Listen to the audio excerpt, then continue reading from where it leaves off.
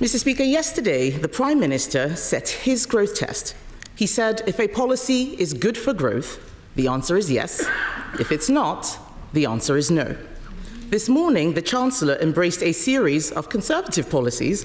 Although many are welcomed, they will take years to deliver.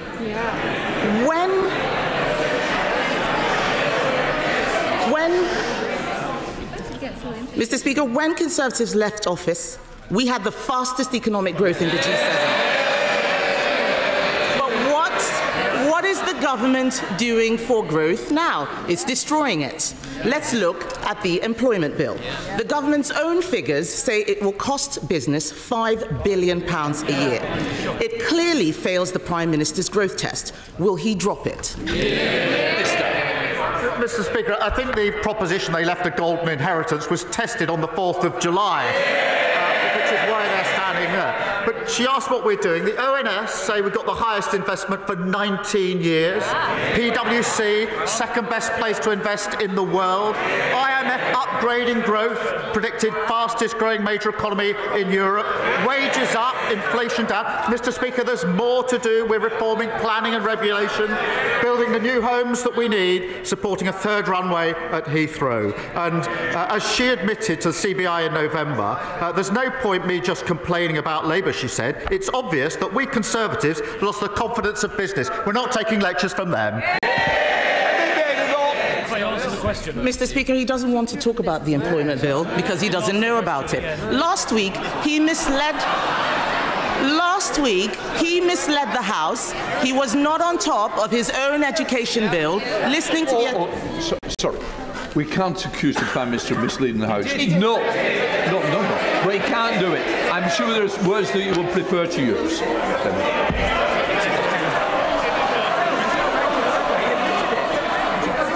Mr. Speaker, last week he claimed to have laid down an amendment that he had not made. He doesn't know what is going on in here or out there. Last week, I spoke to a woman running a business in Exeter. She is terrified of taking on new staff. She is struggling to keep her head above water, dreading what this government will do next. She's not alone. The Federation of Small Businesses says 92% of small employers are concerned about the employment bill. Clauses 1 through 6 make it harder for business to hire new employees, often young people looking for their first job. This isn't an employment bill, it's an unemployment bill. Given these clauses, will he drop his bill and show that he is not anti-growth? Mr. Speaker, we believe in giving people proper dignity and protection at work. That's why we're proud of our record supporting workers. They consistently vote against any protection for working people. And her consistent refrain is that there should be less. But, Mr. Speaker, we are driving growth on behalf of working people. Good work rights are consistent with growth. Every good business knows that. And on top of the planning reform, the building of the houses, supporting aviation, the Chancellor this morning spoke of the Oxford-Cambridge growth corridor, redeveloping Old Trafford, manufacturing at East Midlands Airport. We want to grow the economy. The only policy she's got is to shrink pensions. Mr. Speaker, all his ideas are the ones that we thought of. He needs to make sure that we deliver for growth now as well as the future. To grow our economy, we must get more people off sickness and welfare and into work. Clauses 8 and 9 of the unemployment bill take us in the opposite direction by increasing entitlements.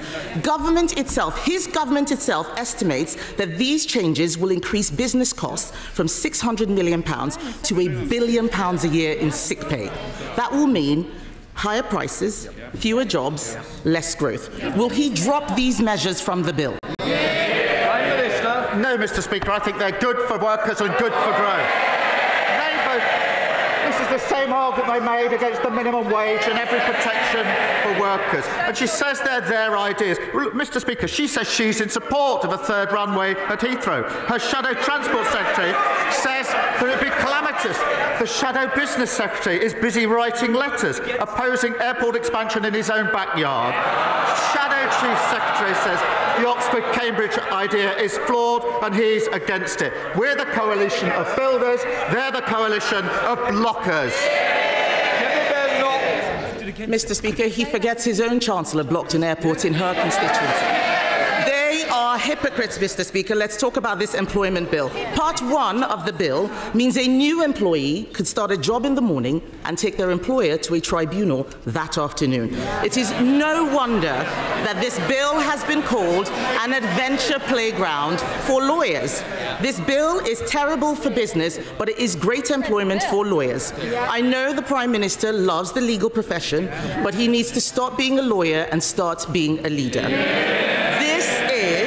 This is another measure in the bill that fails his growth test. Will he show some leadership and drop it? Mr. Speaker, I understand she likes straight talking. She's talking absolute nonsense. She knows, and anybody who understands anything about the bill or any employment law will know you can't start in the morning and go to the tribunal in the afternoon. Now, Mr. Speaker, we know she's not a lawyer. She's clearly not a leader. If she keeps on like this, she is going to be the next lettuce. Mr. Speaker, he does not know what his bill is doing. He should listen to business who are terrified of this bill. The only workers he cares about are lawyers, but it is not just lawyers benefiting from this bill. Who else benefits? It's not taxpayers. They will be paying for even more welfare. It's not young workers. They won't get their first break. It's definitely not businesses. They are being hammered with yet more burdens. Who benefits, Mr. Speaker?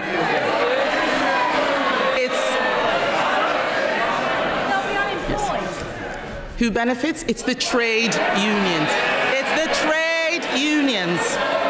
Part 4 of the unemployment bill, Part 4, they haven't read it, Part 4 of the unemployment bill is the biggest expansion of trade union powers for a generation. Exactly. Thank you. The public will have heard them cheer. Rather than deregulating for business who create growth, he's deregulating for the unions. Yep. Clause 61 alone reduces the notice period for strikes to just 1 week. Given strikes are catastrophic for growth, will he drop Part 4 of the bill? Mr. Speaker, it's good for working people and it's good for the economy. And she should keep up. The CBI have welcomed our positive steps this morning. Their quotes. The Chancellor's just given a brilliant speech on the economy, fixing the mess they left and growing our economy. CBI said they celebrate their positive leadership, a clear vision to kickstart our economy. That's the difference. We're growing the economy. They left it in a complete mess. Mr. Speaker, the arrogance of the Prime Minister is that he thinks that it's his government that creates growth. He's wrong. It is business that creates growth. Our economy is built by entrepreneurs, risk takers, and the hard graft of working people.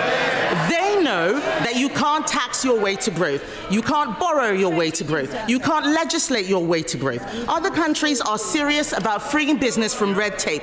President Trump is doing it in America. Argentina is taking a chainsaw to regulations. Even the EU is not going as far as this left-wing government. This bill will put us at the bottom of the pack. Add it to the jobs tax, the family business tax. It's no wonder wealth creators are fleeing Britain in droves. The Chancellor is desperately trying to save her reputation. She knows Labour have damaged growth. This bill manifestly fails the Prime Minister's own growth test. If he won't drop the unemployment bill, what is the point of his growth test? She's got a nerve. They broke the economy, completely destroyed it. They broke the health service, completely destroyed it. They've ruined us on prisons and everything else you could mention. They failed on every front. They're in no position to give us lectures on anything. And she says that she accepts they failed. They're changing. They've learnt absolutely nothing.